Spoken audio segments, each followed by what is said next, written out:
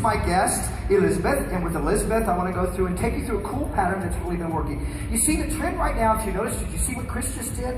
He took an under layer and he turned it upside down. How many seasons have we been cutting the short underneath and then leaving it longer on top? This season, we're going to encourage you, tilt it and upside down. In other words, there's more weight underneath. The angle that you're seeing underneath is short to long. So there's this word going around, swag, a swingy shag. Okay, but the idea is in terms of how do you elevate and how do you cut that. So let's talk about the pattern. In the pattern here, what I did was I basically am working with two shapes, diamonds and triangles. So I basically took a diamond up in the top area. So you can see that diamond section. Shoulders forward and down. Give her a round of applause. Look at that. Okay? And now I'm going with camera one so you can see right there. Look at the diamond that I've got right there. Now, once I've got that diamond, all I'm doing is separating front to back. Then, once you got the diamond, let's go to camera two. All right, then you're going to see a triangle right here on the side. Now, here's your triangle. So look at the base of the triangle to the top, the narrowness is at the bottom. And we're doing this on both sides. If you're with me so far, say yes. Yes. You see, it's the patterns that are creating things and giving you a sense of dimension and the way that you're working with it, because people want in and they want out. So we have to discover different ways to do things. We encourage you to think, say, and do differently. The time has come for us to change this industry. If you're with us, a round of applause. Once you've got all that section, automatically getting those triangles, the diamond triangles gave you that area in the front area. Now it's just about going from ear to ear. Now look at the width when you go ear to ear, that triangle. So the first step I did was take the nape area underneath and I went up 1960 shag. Cut the length where you want, determine where you want the perimeter length. Next step, the triangle that you had, point the triangle here, elevated that up. Determine how short you want this. Now let's go to the next area. So everything I'm doing is working around the diamond. Let's go to the right side. We pick this side up, okay, and I'm going to play right here to camera two. Okay, so I'm going to tilt her head this way. Look at this triangle. Okay, so now I'm going to lift this triangle up. I'm going to take my guideline right here. That's right there. Don't panic, okay? So I come right through. What's the angle you're cutting, Sam? The angle of the diamond. The angle of the diamond, that's my finger angle. What's your elevation? I'm taking it all the way up to that guide right there, and I'm going to cut the angle to the diamond. Going to work with a longer shear this season because we're compressing, taking large sections at once. As we've talked about for many years lately, it's like taking paper in a paper cutter. The more paper you take in the paper cutter, the more uneven the edge is. Now look at the response I'm getting out of that. It's leaving all of that length behind the ear. Think mullet. Oh, excuse me, boulet. Think boulet. So think boulet because things are moving and tilting back. Listen to the language. Eliminate the word asymmetrical. Start saying to the client, let's tilt your haircut. I guarantee the client's going to say, well, what do you mean, Sam? That's exactly what we want the client to say. Let's get back, take over the conversation. Can you imagine if I said to the client, let's vandalize your crown? I guarantee you she's going to look and go, what do you mean, Sam? Well, let's texturize it. Oh, okay, you want to texturize it. But if I said, let's texturize your crown, she's going to go, okay. But you see, guys, it's time to change the language. I'm not changing the language because it's cool. Encouraging you to change the language to get the client's attention. You see, 60% of the people in today's world buy things based on value. 40% are buying things based on price. Let's ask ourselves, what's the added value that we are giving clients behind the chair?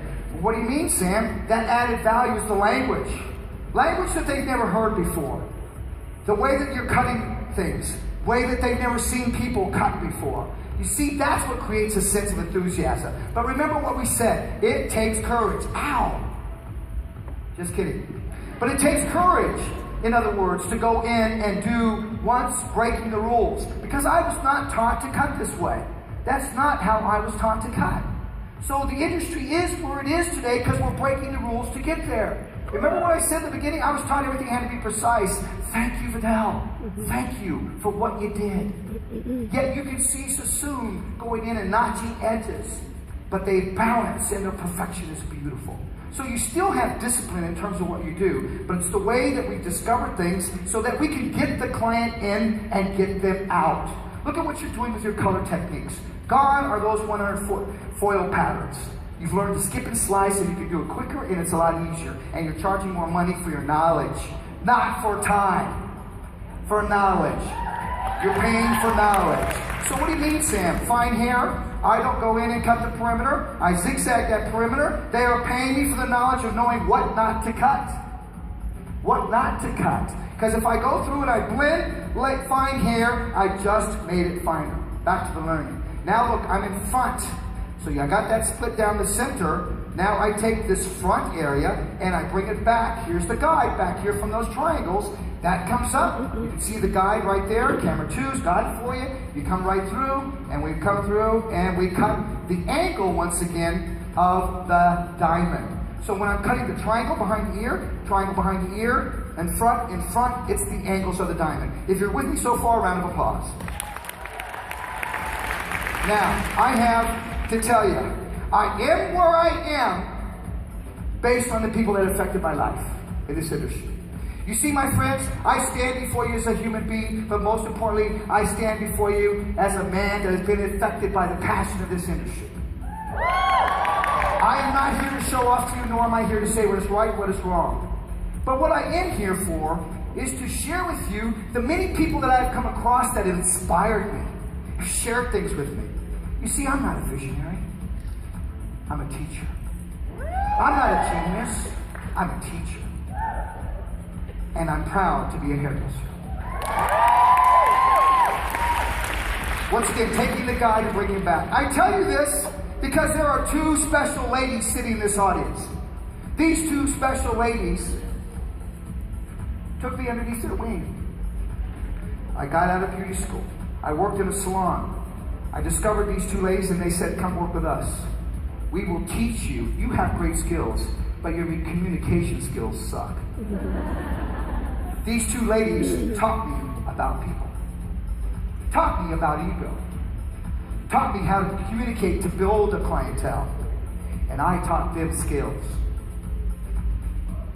Please put your hands together. For 20 years, they were my business partners in San Mateo, California. Put your hands together. Please stand. Melanie Morningstar and Tina Palomares.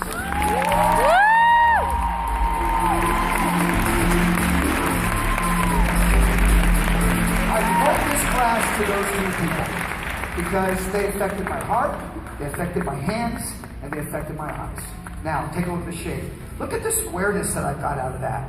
See how I got that square? Imagine doing this pattern to a one-link bob. Absolutely beautiful in the way that it works. Now let's go to the diamond. So what we did, let's recap. Diamond, once you got your diamond, you separate front to back.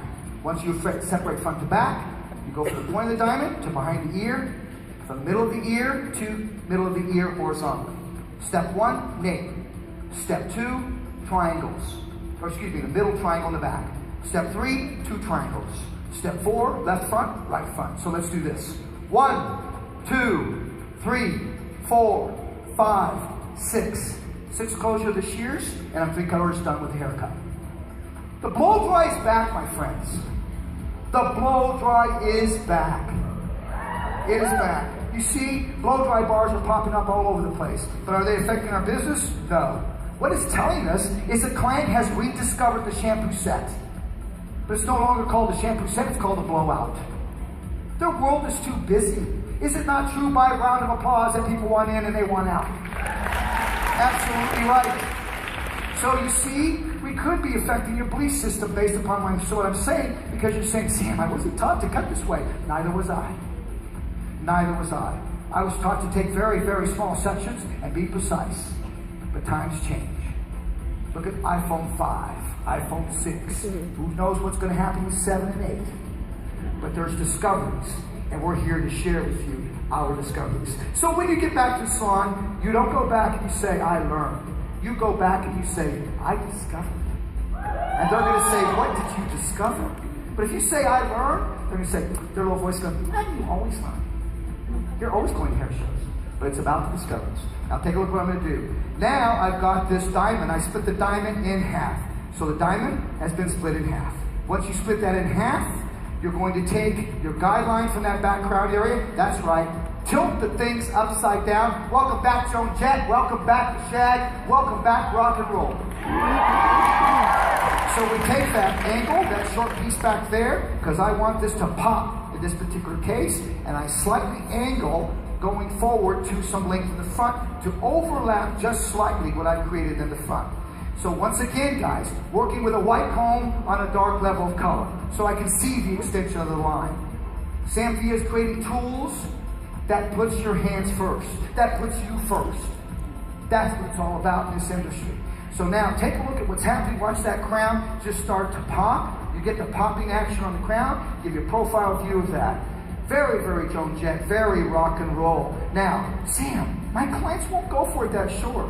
It's about the personality. Adapt the links, but use the pattern. When you adapt the length on top, it's not gonna pop, but it's gonna have some swinging and it's gonna have that swag. And that's what we're looking for in today's world. If you're with me so far, a round of applause. All right, so I'm coming back to the opposite side. So normally I might stand on this side, but remember, I'm going from short to long. So I'm gonna pop myself back on this side. Body position is critical. Understanding where you're on the head is critical. There's my pure shortness in that crown area. Now we come through, I angle back up, simply following the guide. Once again, my friends, never thought I would be cutting hair this way. Look at the white comb. Allows me to see the angle to the guide, coming through and following short to long. Now, once I finish that, understanding tools is critical. Look at Chris Barron, a master at that razor, working with that razor. So it's all about understanding tools. So I've created a new shear for you this season. That shear is called an Invisiblend. Let me show you the Invisiblend, because now that's what I'm going to pick up. It's shorter than the blender that we made for you, but here's the uniqueness in terms of how this shear works. When you close the shear on the blender, you're going to get a blunt line, a space, a blunt square, a little tooth, space, tooth. Say yes if you're with me. Okay? Now when you collapse that, sometimes, if you're not careful, you'll see these little hard lines. This particular shear, this is the dull blade, this is the sharp part. There's little scallops in these teeth. When you close the blade, because it's not sharp, it pushes the hair. Therefore, you get a little scalloped effect. So it's not a square tooth, it's scallop, scallop, scallop. Now, why would you make this, Sam? Blonde hair. When we layer blonde hair, because we're shaggy, we're over layering, let's call it, you're going to start to see those marks. So understanding where the trends are going, Sam has made another tool that's going to fit the trend, so it's going to make your work a lot easier. Now all I simply do is take the Invisiblend, blenders, stop blending, you're going to see you've got that shortness and that length up on top, they don't blend. Can you imagine if another hairdresser put this haircut back? Say, who cut your hair? Well, shame on you. Shame on you and not understanding disconnection. We're detaching certain areas so we get a different response. See, it's not disconnection. Lose the word disconnection and tell them, let's detach this area, detach this area. You are detaching in fabrics. The fabrics that you're working are detached. Little pattern skirts, little piece was detached from a little tight skirt. Look at the blouses that you're wearing. There's lots of diamonds and triangles in the patterns that you're working. So Sam will use fashion as a sense of inspiration in terms of determining the patterns I might work with or the angles that I might work with. So it's really interesting in terms of that. Now, once again, I could come in, take my length. Notice that I work with my inside first, and then I will come to my perimeter edge.